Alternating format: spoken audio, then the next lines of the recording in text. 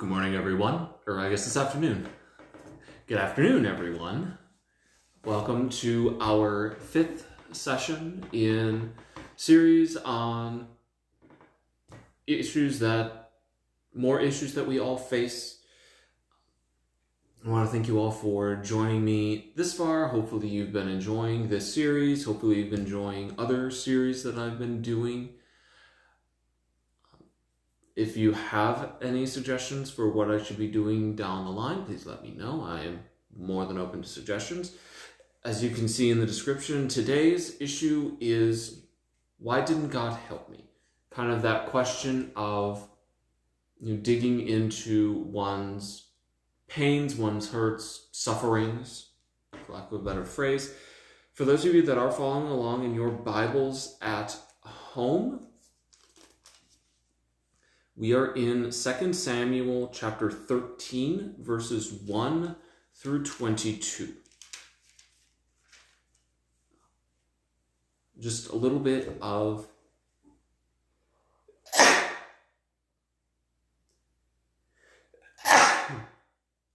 sorry about that.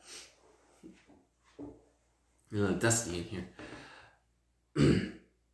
Anyway, a little bit of background information in regards to this passage, just to kind of give us an idea of where we are in the story. As a result of King David's sins, the Lord said through the prophet Nathan that David would reap great calamity in his own household. Now the trouble begins. David's son Amnon rapes his half-sister Tamar. So, very dark story, definitely not the happiest story, but potentially able to help us kind of look into, where is God in our times of hurt? Why isn't God preventing this hurt from happening? Couple icebreaker questions, which, as always, if you have questions, comments, concerns, you want to answer the questions, please feel free to leave those in the comment section below, either on the church's Facebook page, where this is being recorded live, or later on my YouTube page, where this will also be posted. So our first icebreaker question is, in high school, who was someone on whom you had a secret crush? Ooh.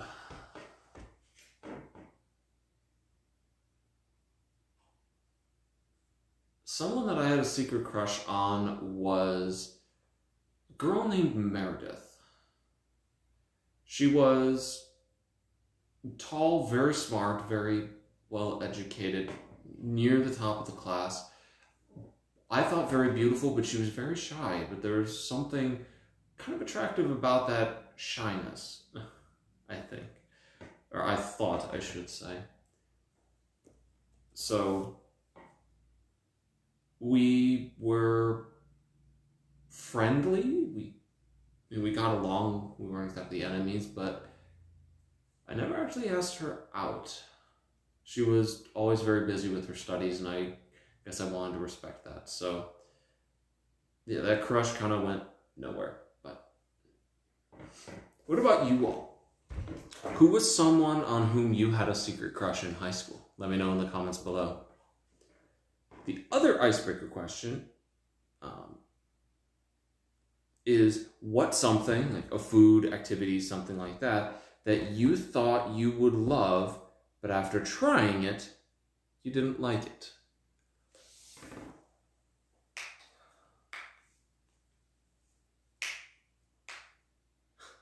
The honors program at my undergrad, I thought that it was going to be this wonderful program, give me the opportunity to really spread my wings and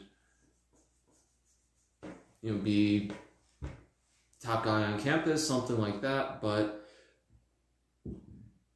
in the end, found out that a number of the people working in the department were very snooty about working in the honors program, and there was actually an introductory course to the honors program where they were very encouraging, like basically saying you are the best and the brightest of the students here at Central Michigan University, they kind of gave off this vibe that we're supposed to be looking down on the other students, like we're better than them, they are the other. And after I got suspended from the honors program because, admittedly I took on way too much my first semester and just absolutely destroyed my GPA, lost all my scholarships, all of that.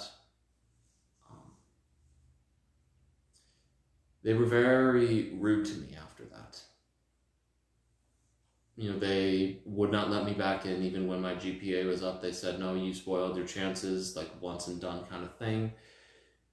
So I thought being an honor student would be the greatest thing in the world at a state level university, but found out it's not. It's not everything it's all chalked up to be, and if anything, I actually didn't enjoy it. Having that weight off my shoulders actually was a reprieve for me, surprisingly. So that's the first thing that comes to mind for me. What about you all? What's something that you thought you would love, but after trying it, you didn't like it? Let me know in the comments below. Otherwise, we will get to the reading for today. Again, we are in 2 Samuel 13, verses 1 through 22. Listen now for the word of our Lord.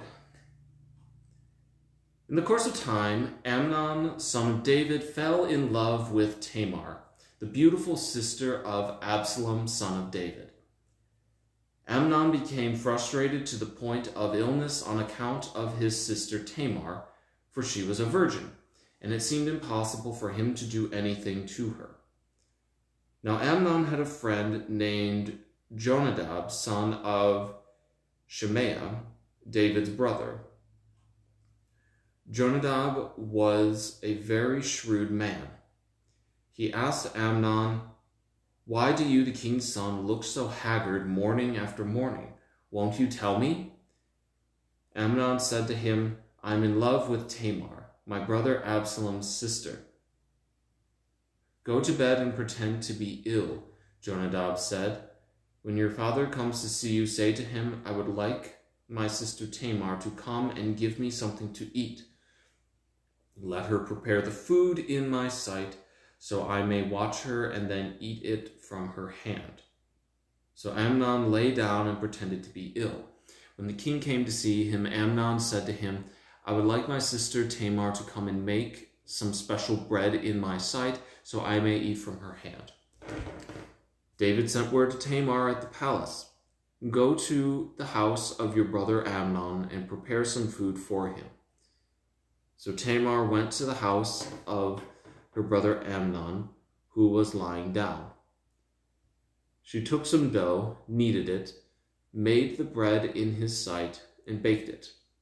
Then she gave the pan and served him the bread, but he refused to eat. "Send everyone out of here," Amnon said. So everyone left him. Then Amnon said to Tamar, "Bring the food here into my bedroom, so I may eat from your hand." And Tamar took the bread she had prepared and brought it to her brother Amnon in his bedroom. But when she took it to him to eat, he grabbed her and said, "Come to bed with me, my sister." "Don't, my brother," she said to him. "Don't force me. Such a thing should not be done in Israel. Don't do this wicked thing.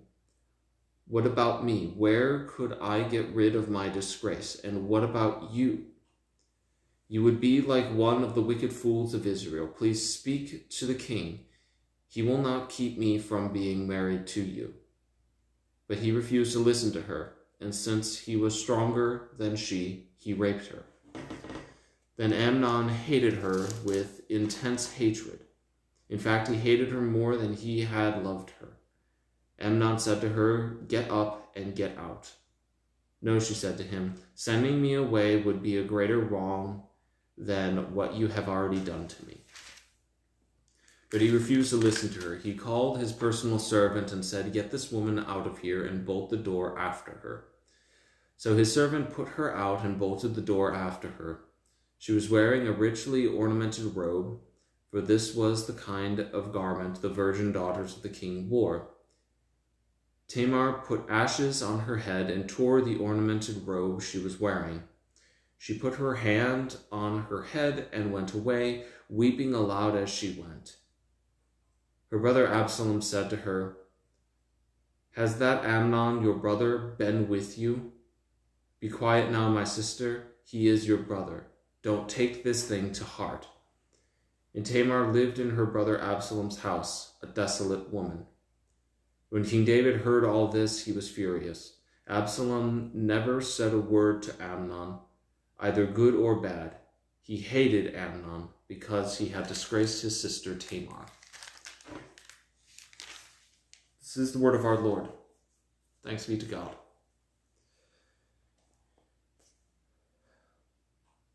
Like I said, dark story, not exactly happy, not exactly something to take pride in reading or trying to make sense of, but we'll give it our best.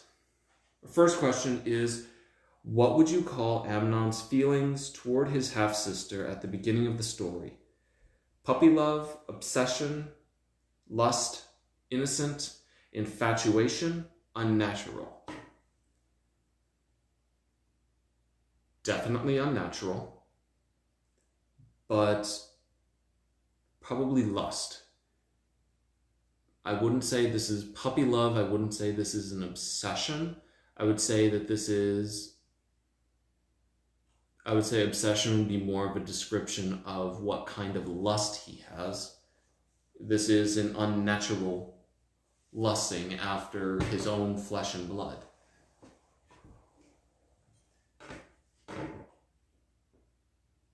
That's at least how I see it. Let me know what you all think. How would you interpret Amnon's love for Tamar in this story? Let me know in the comments below. Number 2, Amnon's friend Jonadab gives Amnon some advice about his love life. What would a real friend have told Amnon? "You've got bad thoughts. You should see a counselor. Can I pray for you? You need to talk to your father. I'm going to stay and talk through this problem with you." Something else. Well,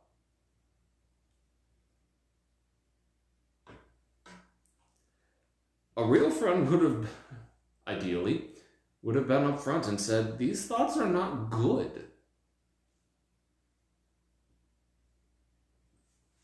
Definitely, the ideal friend would try to talk through this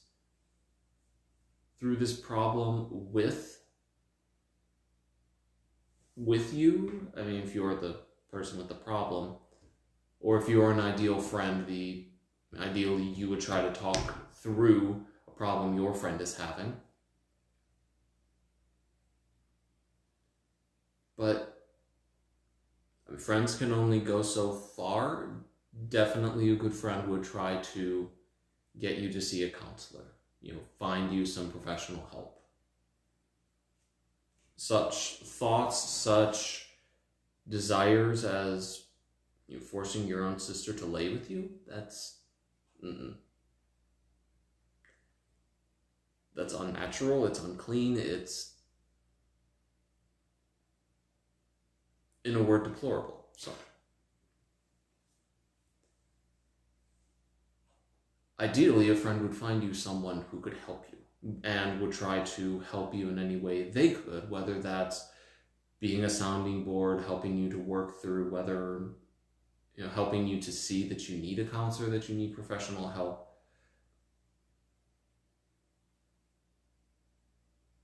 I would say many of these answers are valid. What do you all think? What would an ideal friend have told Amnon? Let me know in the comments below. Number 3, how do you explain Amnon's reversal from love to hate? He was sick. He only loved himself. He never understood real love. He got what he wanted. He hated Tamar because he hated himself. It was never love in the first place. His experience didn't live up to his fantasies. One sin leads to another, or something else.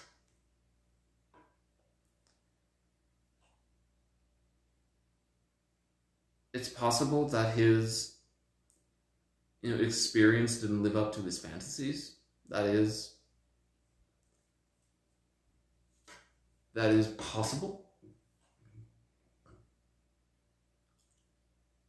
More than likely, though, it's a matter of, this is a society that prides itself on righteousness, on honoring one's mother, father, household. What Amnon has just done is beyond deplorable. It is incest. It is punishable by death. He has disgraced himself. He has disgraced his sister. He has disgraced his entire family by what he has just done. He realizes this probably. He sees Tamar. Tamar is a reminder of what he has done. Tamar is a reminder of his going into a blinding lust, as it were. He doesn't listen to Tamar either time she says, no, don't do this.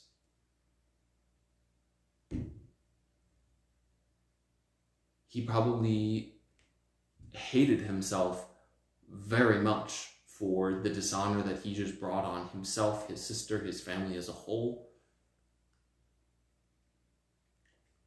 And he projected that hatred of himself onto Tamar. I would see that as the most logical explanation. What do you all think? How do you explain Amnon's reversal from love to hatred in this story? Let me know in the comments below. Question number 4. Why do you think David didn't do anything about what happened? He felt like a hypocrite because of his own moral failures. He had no moral authority due to his own failures. He didn't know what to do. He was a weak disciplinarian. Something else.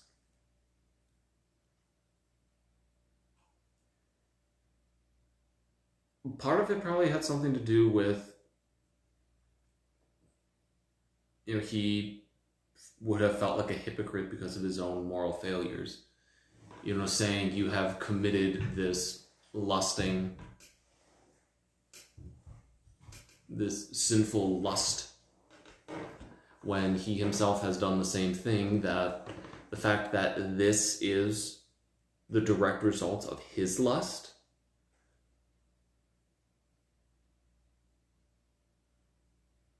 I mean, that is arguable that had he not had Uriah the Hittite killed and lain with Bathsheba, had he not let his lust get the best of him, this wouldn't have happened. But this is a consequence of those actions. So, you could argue he had no moral authority to really do anything, but above all else, it's arguable that he didn't know what to do. God forbid that any of us have to face something like this, face a loved one having assaulted in any fashion or been assaulted in any fashion by someone else, whether that's family, friend, neighbor, stranger on the street, whoever. These are situations that we aren't really prepared for in life. There's no class on what to do when you're assaulted or what to do when your loved one is assaulted. These are things that life does not prepare us for. These are complete curveballs out of left field.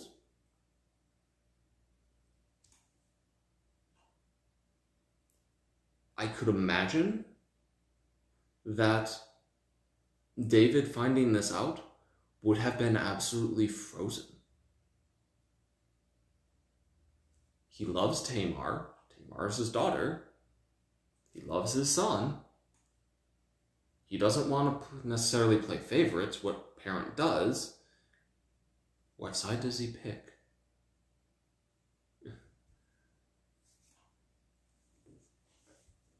I would imagine that this is a very isolating and very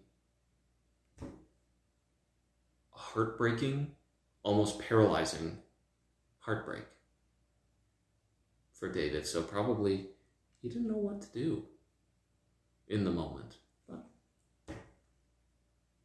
maybe that's giving him the benefit of the doubt a little too much. What do you all think? Why do you think David didn't do anything about what happened? Let me know in the comments below. Question number 5. What do you feel was the worst thing that happened to Tamar? That she was raped, she was violated by someone in her own family, she was unprotected by her father, she was relegated to live as a desolate woman, she was left with the shame of being spoiled goods, something else.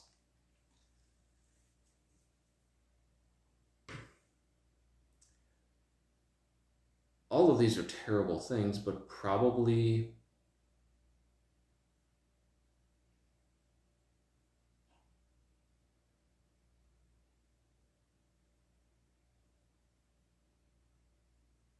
the fact that she was relegated to live as a desolate woman. That, she was violated. No one really did anything to comfort her, to help her heal. They just said, okay, you're going to live as a desolate maiden now. You are to be kind of shoved to the side. And, in the next section, okay, Absalom kills Amnon. Absalom is exiled because of that. The household just kind of falls apart. But she feels violated, she feels shamed, so the fact that she is just told, you have to live this way. That's probably the worst punishment of all, is that after the fact, no one comforts her. But that's my opinion, and maybe I've watched a little too much Law & Order SVU. That would bias my opinion, potentially. But what do you all feel was the worst part of what happened to Tamar? Let me know in the comments below. Question number 6. What effect can a traumatic event like what happened to Tamar have on a person's faith in God?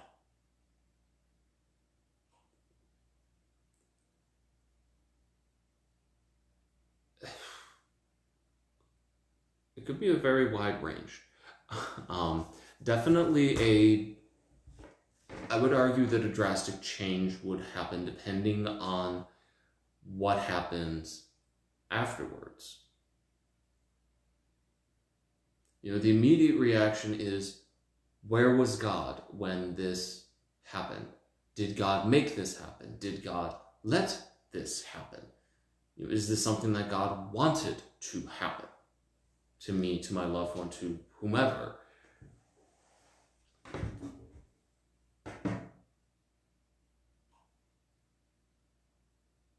So definitely traumatic events get us questioning, where is God in all of this? If God has some divine plan to make good out of evil, well, what good could really come out of insert traumatic event here? Depending on the care that's received afterwards, if someone's just shoved aside and not shown love after they have been traumatized, after they've been abused, whatever,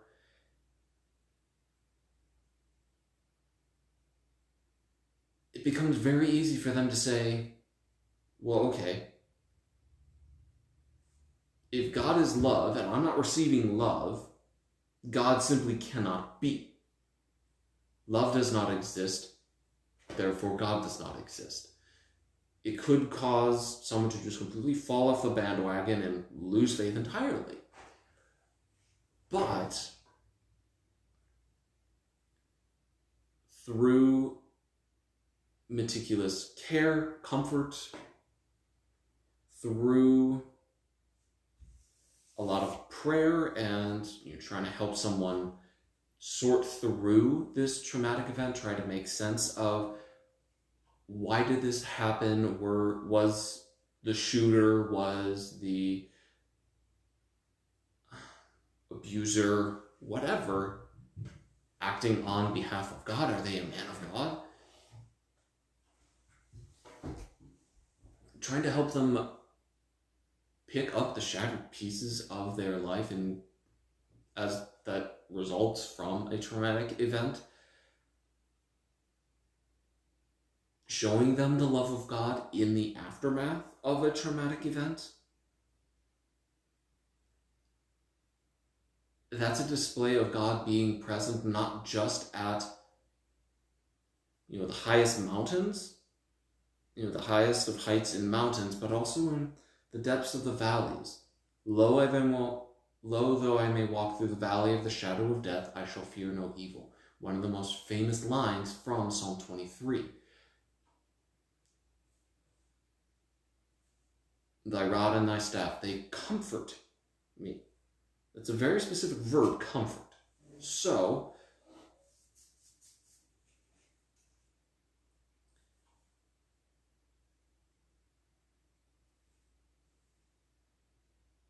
yeah.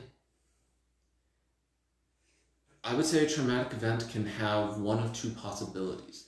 If someone is traumatized in one way or another, God forbid, and they're not cared for afterwards, they're not shown love, they're not helped to kind of put the pieces back together, that could and very well may result in their falling away from faith entirely. If a traumatic event happens, they're helped to put the pieces back together. They're shown the love of God through the words, the actions of others who are trying to comfort them, care for them, help them to heal. That person could come back with a much stronger faith than they had before the traumatic event happened. Excuse me. So, I would argue one of two events could happen. A complete loss of faith, or an exponential increase of faith, depending on what happens in the aftermath.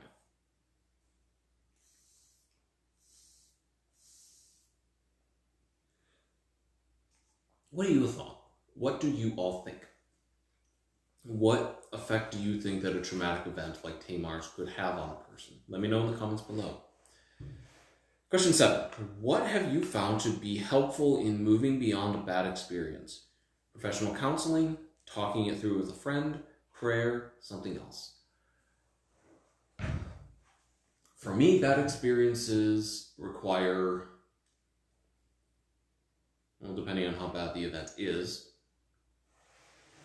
require varieties of things. Number 1, definitely talking with someone about it.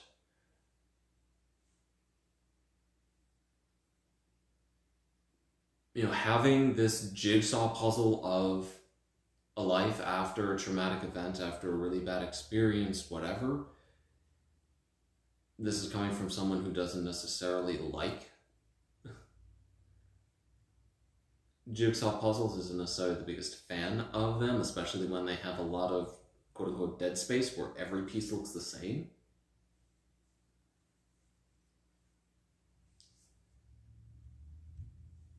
Definitely talking it through with a friend, having some kind of support system. It doesn't even have to be a friend. It could be your husband or wife, it could be a child, it could be your pet, it could be a parent, a family member, it could be a friend, whoever, a significant other. Talking it through with someone can definitely help a person kind of sort the pieces out and maybe start to find some level of a pattern to put one's life back together. In some situations, they can be really bad. Professional counseling is needed. In no way is that a bad thing to admit, hey, I need help. as someone who has sought professional help for the really difficult times in his life, I have found counselors to be amazing people. Very understanding, non-judgmental. They are great at disassociating themselves from my situation so they can come at it objectively and help me kind of look at it objectively as well. Prayer is also very helpful. Lifting up one's concerns, one's pains to God, saying, God, help me. Admitting one's vulnerabilities to God, that is definitely something I recommend, but that's also coming from someone who prays a fair amount. But the other thing that I've actually found helpful that isn't listed is writing. Granted, that's coming from someone who's written novels, written poetry, and has kept journals, but along with talking to friends, it's kind of the same concept. Writing your thoughts down in a journal, that's a means of getting them out of your head. If you're really angry at someone, write down why you are angry at them. Don't let them kind of just swirl around in your head. Letting things like that fester is not a good idea. Get those thoughts out of you as quickly as you can so they're not toxic to you, toxic to your relationships, on and on. So definitely talk to someone, whether that's professional or unprofessional. If you like to write and you want to keep a journal, keep a journal. Definitely pray though. Who better to turn to than our shepherd?